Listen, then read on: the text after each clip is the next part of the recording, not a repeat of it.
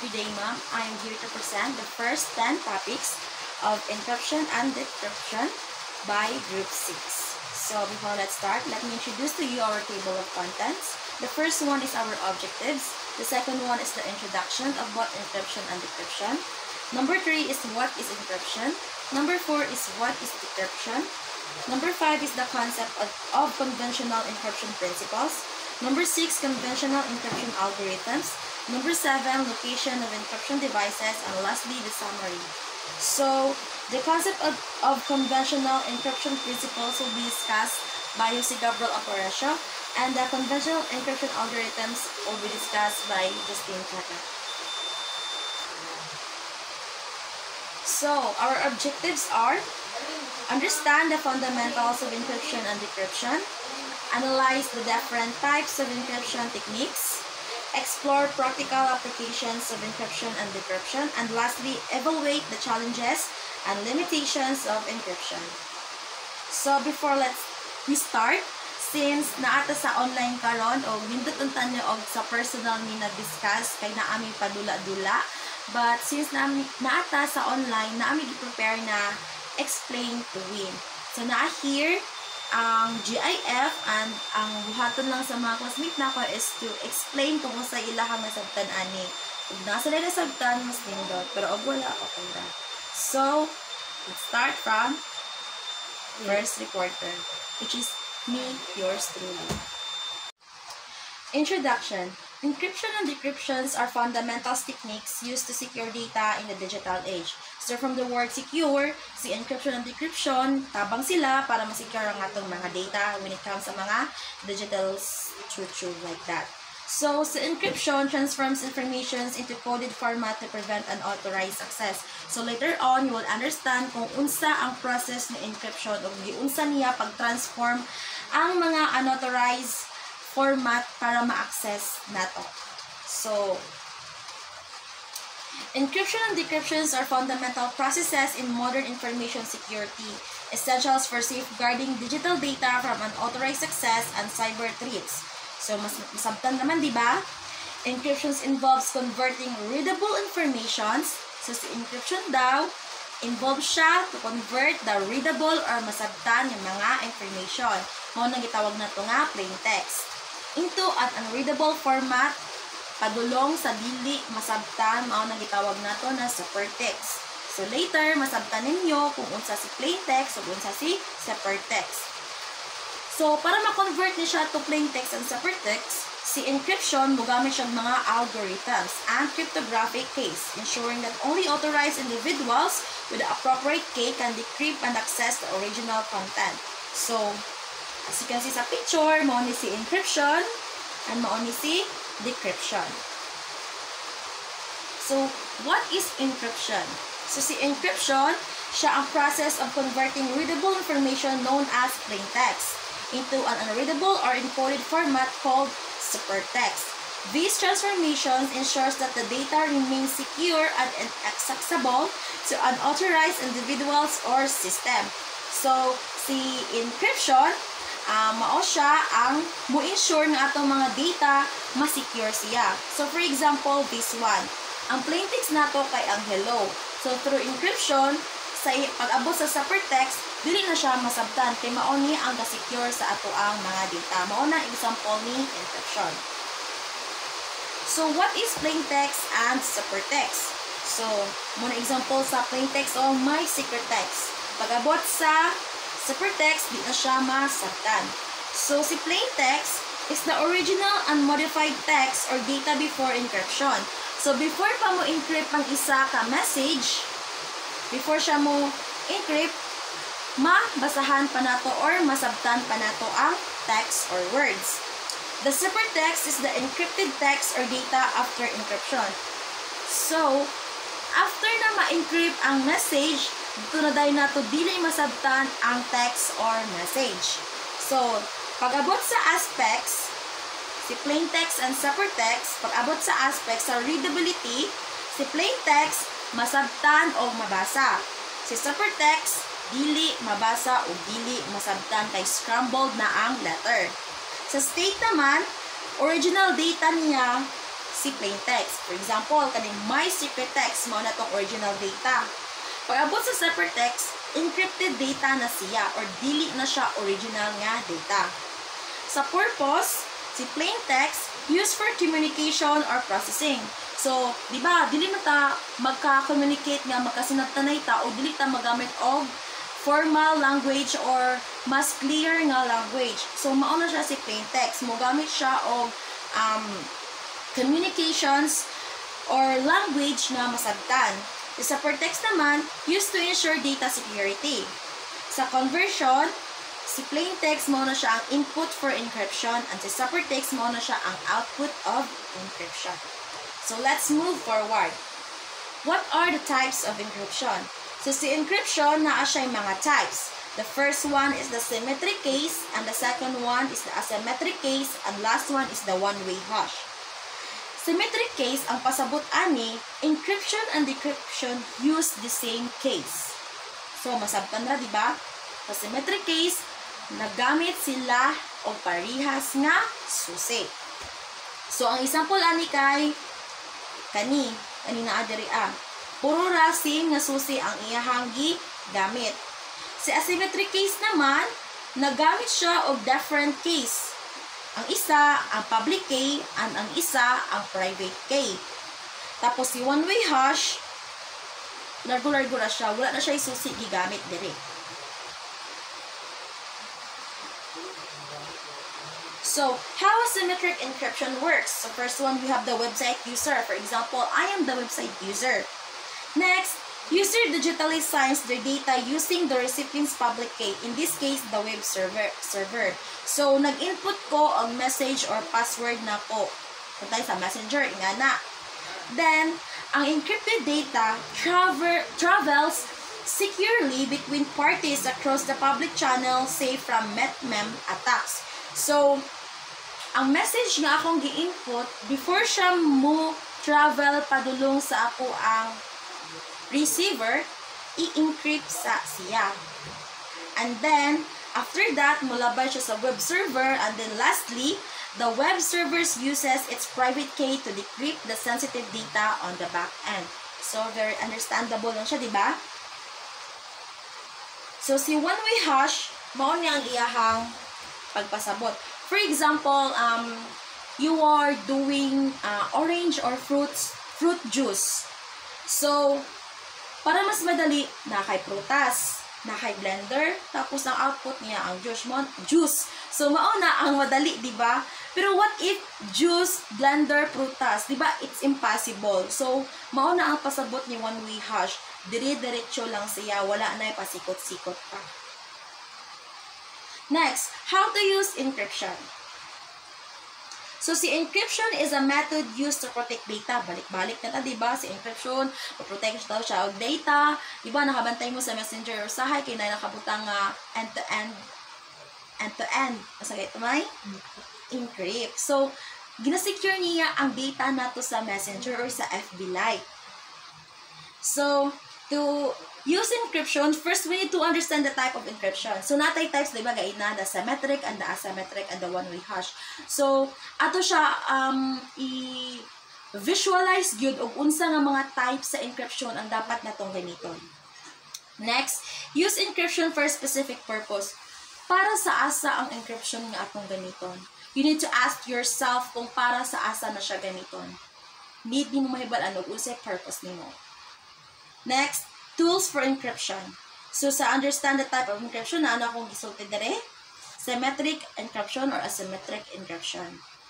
Next, use encryption for specific purpose. For example, file encryption, disk encryption, or communication encryption.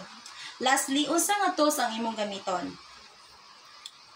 Software ba or built-in system?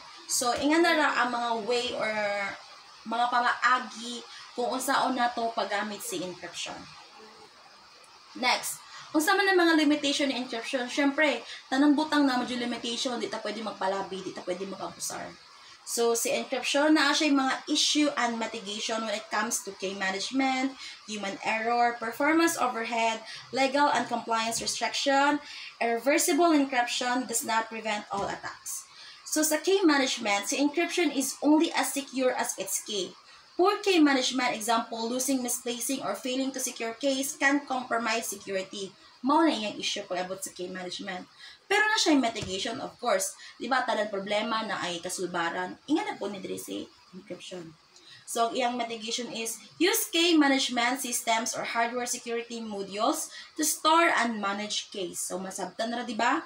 Then, sa human error, mistakes like weak passwords, sharing keys, or failing to encrypt critical data can lead to vulnerabilities. Mo na yung issue pag abot sa human error. Pero na siya yung mitigation. Educate user and enforce strong password policies. So, dapat sa ato pag abot sa atong mga personal account, need yun na to og mga strong password para iwas hack. Next, performance overhead. Encryption requires computational resources which may slow down systems, especially for large data sets or devices with limited processing power. So, ang iyang mitigation anak ay use optimized encryption algorithms for your system. Next, irreversible encryption. If encryption keys are loose, the encrypted data may become permanently inaccessible. Nakabantay mo sa messenger na atay mga pin nga giset para kato nga pin, if mag-open ta sa lain phone, i-input na to nga pin, mabalik ang ato ang mga conversation or data sa tong messenger. But if dili na to ma-input ang correct nga pin, dili mabalik ang ato ang mga data or conversation, di ba? So mao na diha na siya nabilong sa irreversible encryption. But naa na siya mitigation, mao nang issue. Ang mitigation na kay backup case securely and establish recovery processes. So dapat good og makaset ka og pin sa imuhang, for example, messenger kung end-to-end encrypt, need nimo nga ma-remember good og unsa nga pin ang imuhang gibutang para dili mawala ang imong mga datas. Lastly, does not prevent all attacks. So ang issue ana kay si encryption protects data in transit or at rest, but it doesn't prevent attacks on endpoints or insiders. Pero ang mitigation ana kay use encryption as part of a broader security strategy, including endpoint security and access control. So, unsa man ang mga attacks sa encryption? So, we have here the brute force attack, which is an attacker tries all possible ways to decrypt the data. So, di ba si encryption gaina kay before siya ma-decrypt, muagi pa siya sa plain text. So, kung pasagdan nila na ito ngay attack ta ni brute force, dili na siya ma-decrypt. Pero ang mitigation ana ka use strong algorithms gihapon and long case to make brute forcing invisible. Next, man-in-the-middle attack. Ang description ani kay an attacker intercepts and manipulates data during transmission. Its mitigations is use encryptions with authentications. Makasabot naman siguro mo kung sa authentication. Di na ito na-explain kaya wala ko'y boses. Next, side channel attacks exploit physical aspects of encryptions to infer case. Its mitigation is to implement protections like constant time operations and shielding. Next, cryptanalysis exploit weaknesses in algorithms to break encryptions. See modern well-tested algorithms like AES or RSA with sufficient K-lengths. Lastly, quantum computing threat. Future quantum computers may break current algorithms like RSA and ECC, but its mitigation is to transitions to quantum-safe cryptography. So what are the countermeasures of encryptions? We have the strong encryption standard. Use proven algorithms. Stick to well-established and widely tested encryption standards such as AES or Advanced Encryption Standards for Symmetric Encryptions. And avoid deprecated algorithm or algorithms like DES, MD5, and RC4 are outdated and vulnerable to attacks. Next, robust key management. K-length, use sufficient case lengths to prevent brute force attacks. Secure case storage and key rotation and backup case securely. Next, authentication and integrity. Authentic the sender and ensure message integrity using digital signature, which is patay my pulse.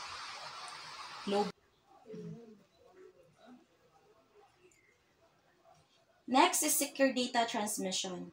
So, encrypt data from sender to recipients without intermediaries were used end-to-end encryptions.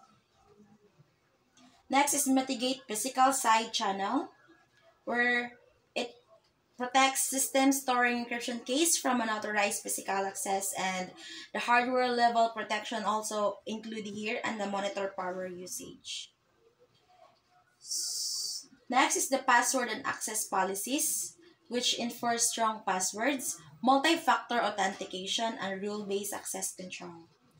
Next is the protection against key theft, encrypt keys, limit key exposure, and audit access.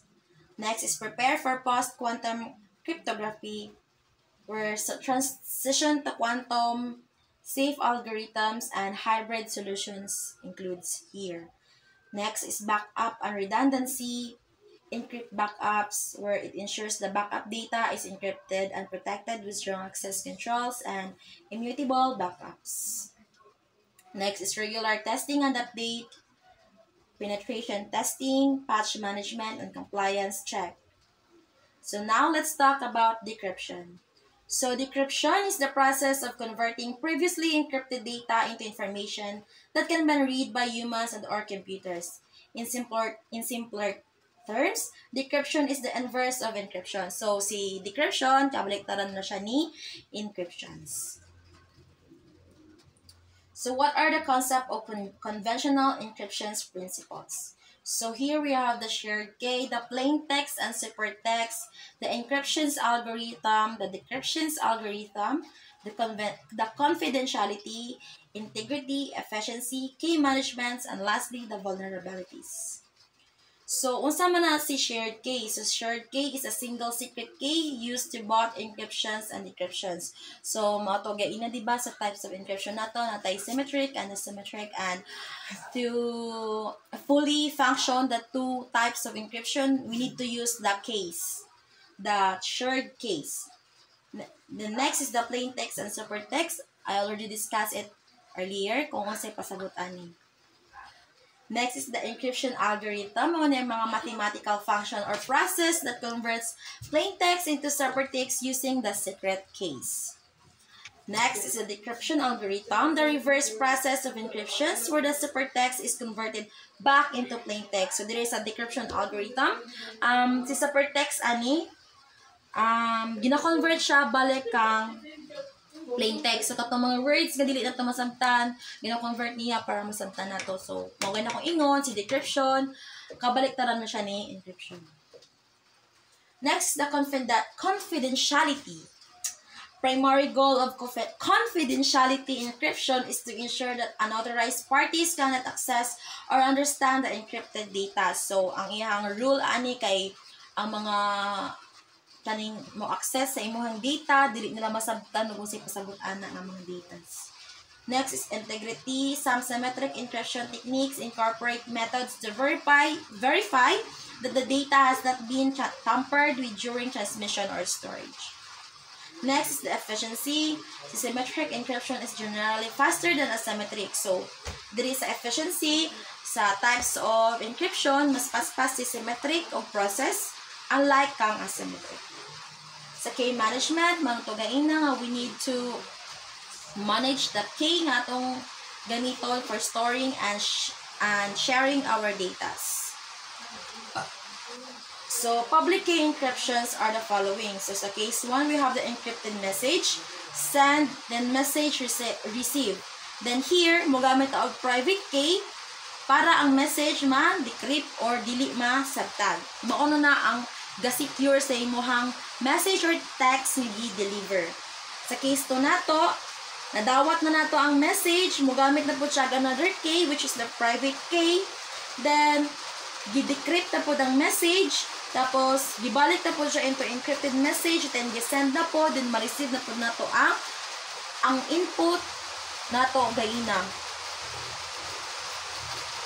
So, this key is shared openly and can be distributed widely. It is used for encrypting message or verifying digital signatures. So, si private key, mauna siya. Sender, tayo ako, plain text data dayon, then use case, then super text, tapos kay na po, tapos gidecrypt ang encrypted message, tapos madawat ang recipient. So this key is kept secret and it's used for decrypting message or creating digital signatures. So our next reporter will be Kuya si Gabriel Aparicio. Thank you, and that's all.